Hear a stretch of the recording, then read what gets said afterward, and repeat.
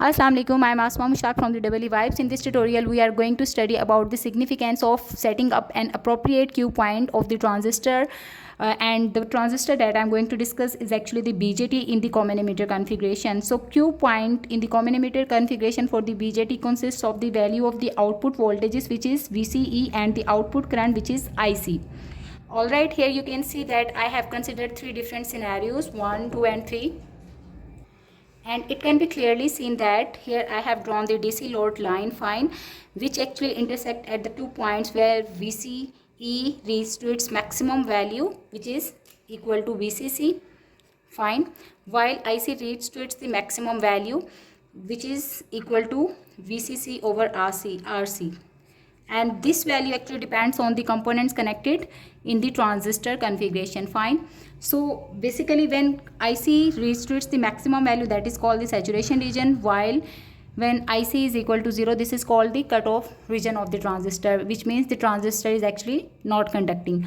Alright, now let's see how when we talk about the amplification, why the transistor, the position of the cue point is important, and in this case the cue point is actually close to the saturation region.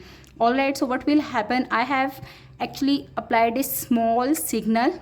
Alright, so this is actually the base current established by the components or the biasing that we have used, fine, and a small input signal is applied in this case.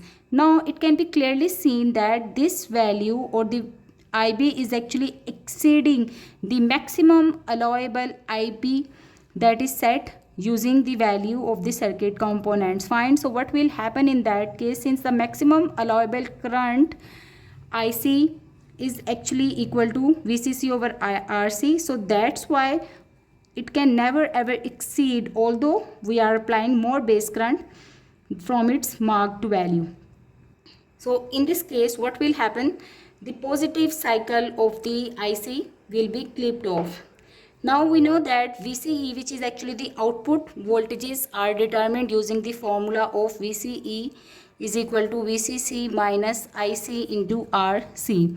So as long as IC is increasing, what will happen, this product will also increase, fine, and when you will subtract it from the VCC, the value of VCE will decrease, fine.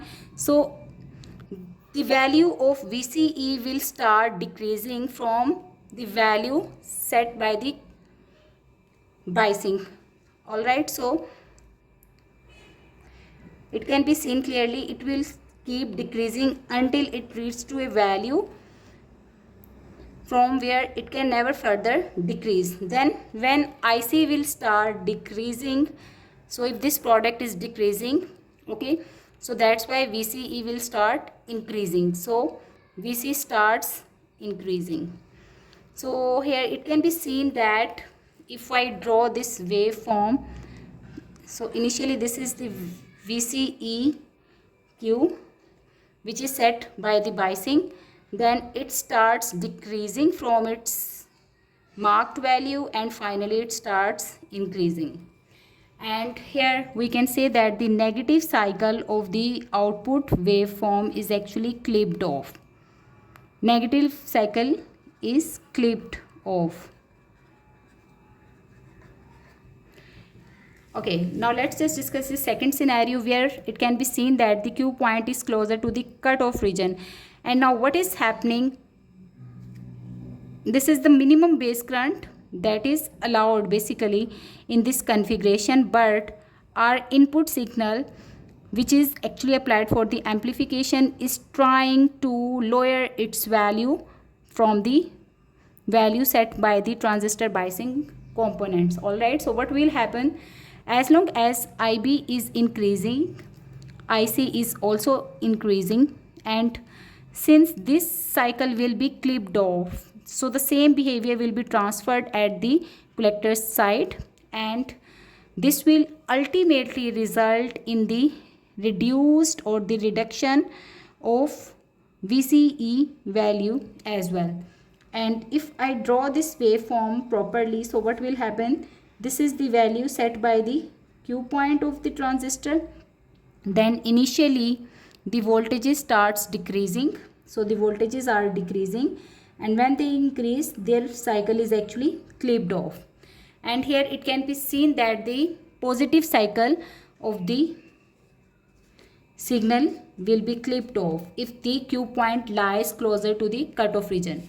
Now what happens over here, if you apply a very large input current, since the BJT transistors are usually the small signal amplifiers, fine, so if the input current magnitude is exceeding from the maximum allowable currents in both directions, then what will happen, both cycles of the output current will be clipped off, which will ultimately result in the clipping of both sides of the output signals, which is VCEQ in this case, VCE in this case, and hence resulting in the distortion or clipping of the signal.